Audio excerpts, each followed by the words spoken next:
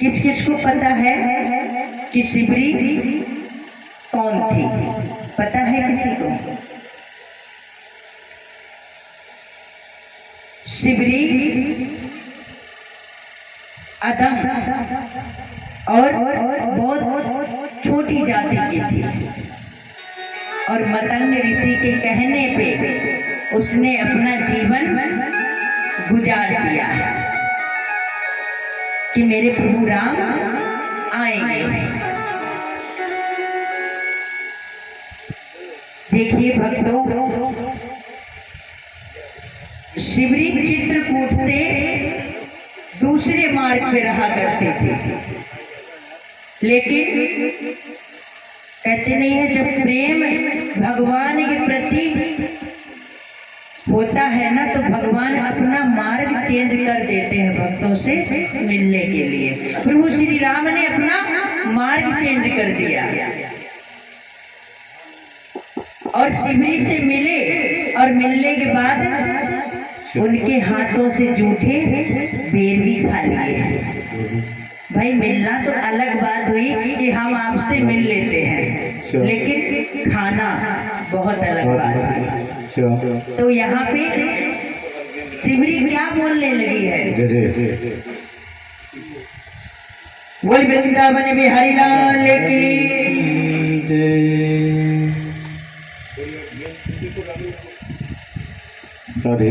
शिवरी ने कहा,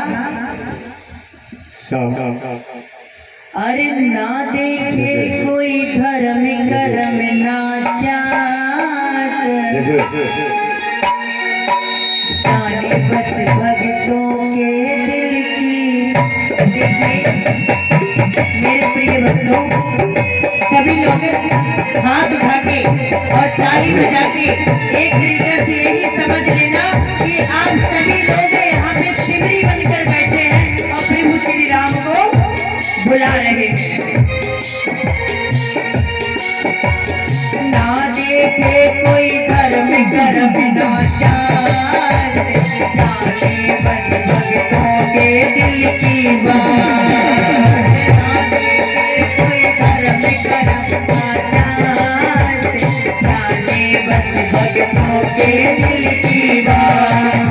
वो जान ले पहचान ले, वो जान ले पहचान ले, एक बार जो बिना मान ले, एक बार जो बिना मान ले, ये दिन ना वापस आएंगे। राधे राधे बोल जब आएंगे, आएंगे शाम आएंगे, राधे राधे बोल जब आएंगे, आएंगे शाम आएंगे। कहाँ दूरी है, आए बरसाना कहाँ दूरी है, सब तेरी नजर का करीब है। राधे राधे बोलो शाम आएंगे, आएंगे शाम आएंगे, हाय राधे राधे बोलो शाम आएंगे, आएंगे शाम आएंगे। जय हो।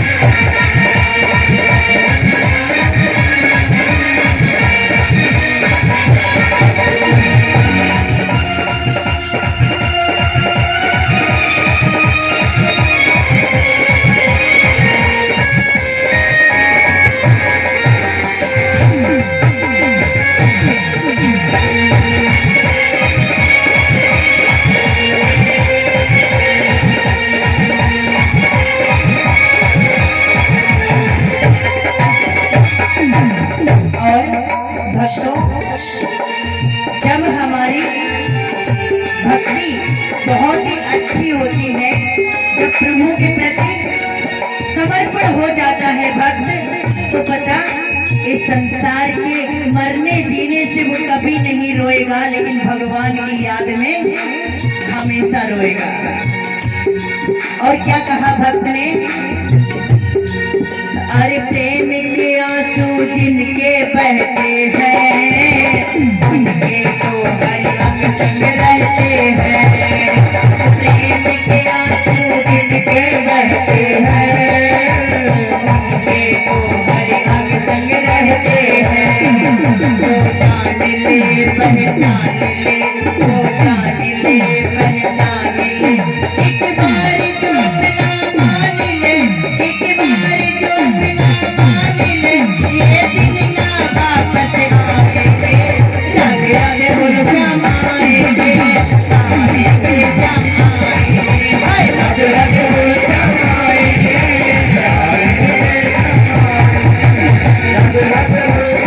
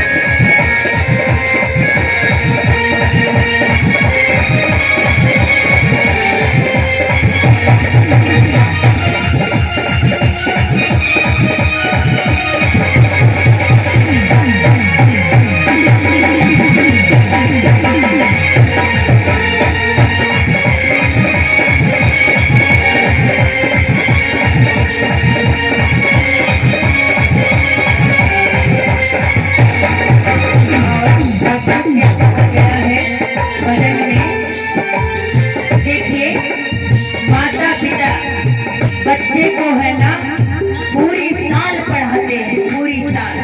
रिजल्ट कब आता है, जब उसका एग्जाम होता है तब। ऐसे ही हम पूरी जिंदगी भक्ति करते हैं लेकिन रिजल्ट लास्ट में मिलता है, तुरंत फल नहीं मिलता है। और भक्त ने क्या कह दिया, अरे निकलेगा तेरी भक्ति का परिणाम, तेरी भक्ति आएंगे परिणाम, निकलेगा तेरी भक्ति का परिणाम, तेरी भक्ति आएंगे परिणाम।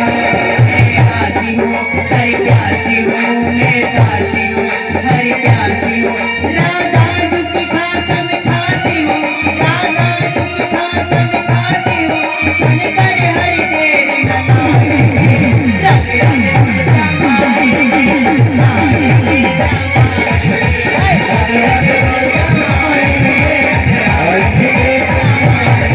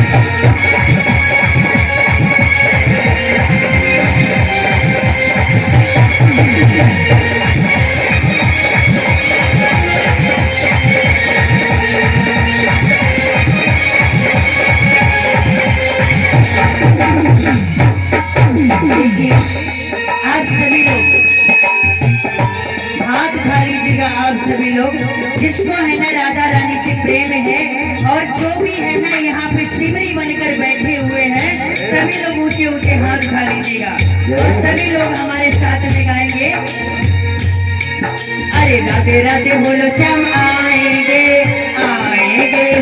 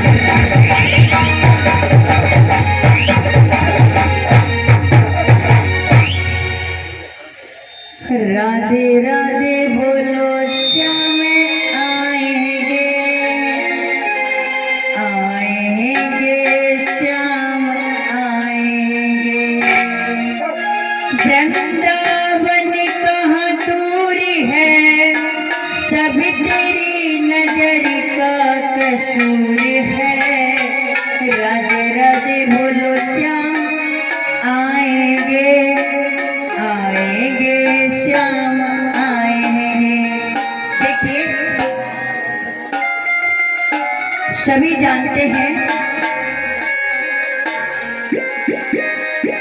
कि प्रभु श्री राम शिवरी से मिलने के लिए अपना मार्ग चेंज कर दिया। अब वहां पे अकेली शिवरी ही नहीं थी, अनेकों संत ऋषि हजारों सालों से तपस्या कर रहे थे।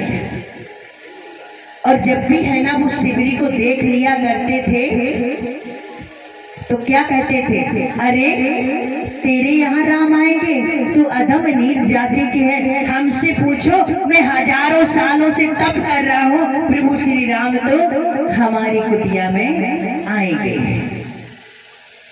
तो शिवरी को है ना ये बात बहुत खराब लगा करती थी। बेचारी अपनी कुटिया में आके बहुत रोया करती, प्रभु श्री राम क्या इसी दिन के लिए है ना हमको जीवित रखा है, हमें उठा क्यों नहीं लेते हैं? अगर आप आ नहीं सकते हो तो आप मेरे को उठा लो प्रभु। लेकिन ये शब्द हम अब सहन नहीं कर पा रहे हो प्यारे।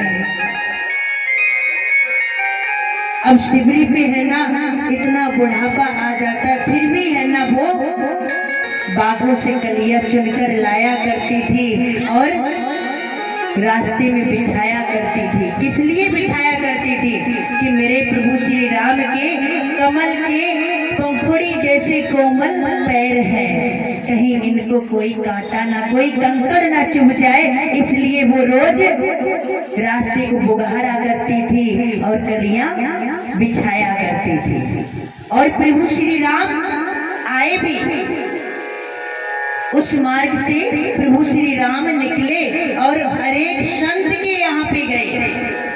हरेक संत का है ना कुटिया का दरवाजा खटखटाया और पूछा कि अरे मेरी शिवरी को किसी ने देखा है? क्योंकि जब अपने तो ज्यादा होता है भक्तों, प्रेम ज्यादा होता है, वहां पे मेरा शब्द लग जाता है कि वो मेरा इंसान है। लगता है या नहीं? तो हरेक संत से उन्होंने कहा कि किसी ने मेरी शिवरी को देखा है। तो संत कहने लगे, अरे प्रभु हम भी तो हजारों सालों से तप कर रहे हैं, लेकिन आपने हमसे तो नहीं कहा कि आप मेरे भक्त, इसमें मेरा शब्द मेरे उसमें क्यों नहीं लगाया? आपने डायरेक्टली कह दिया आके कि मेरी शिवरी को देखा है, क्या हमने उसकी जैसी भक्ति नहीं की है? तो प्रभु श्री राम बोले कि आप सभी ने भक्ति की है, लेकिन आपकी भक्ति में वो रुचि नहीं है, वो आनंद नहीं है और वो भाव नहीं है।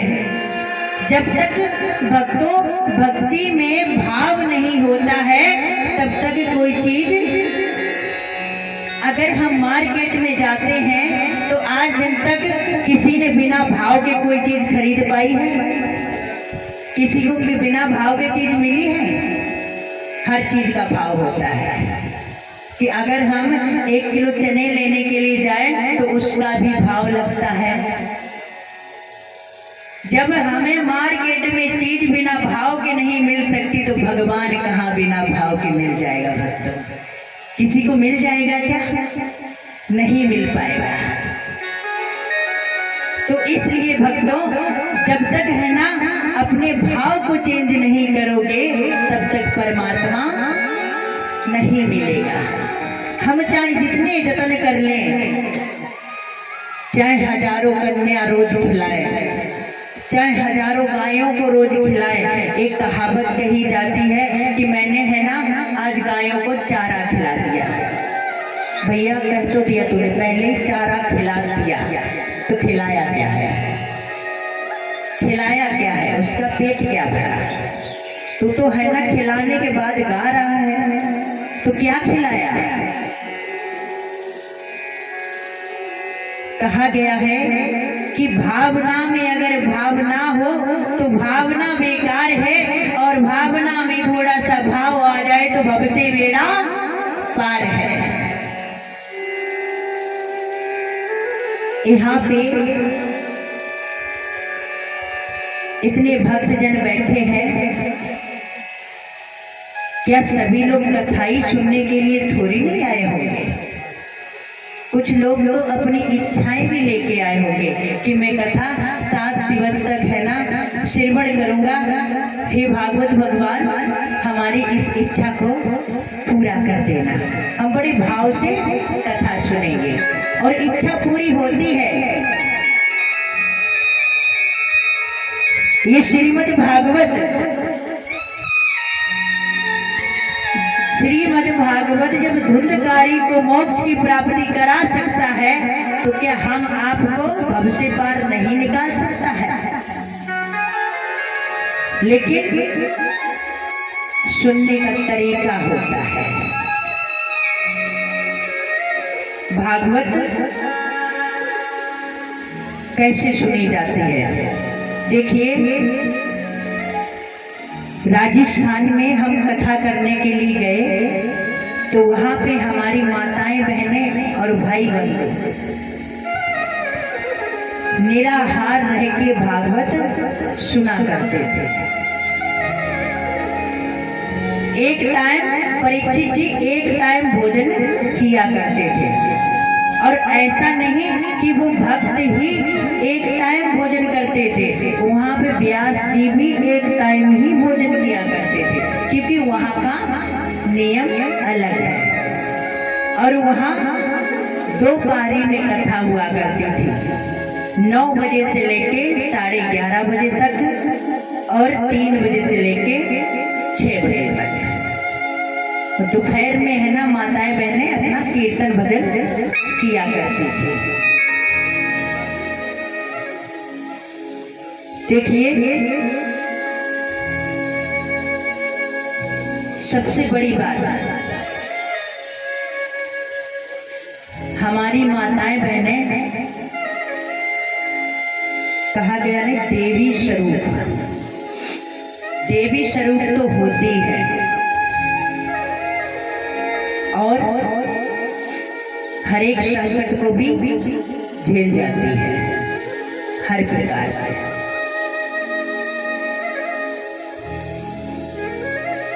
और माता से बढ़ के इस संसार में कोई चीज नहीं है, क्योंकि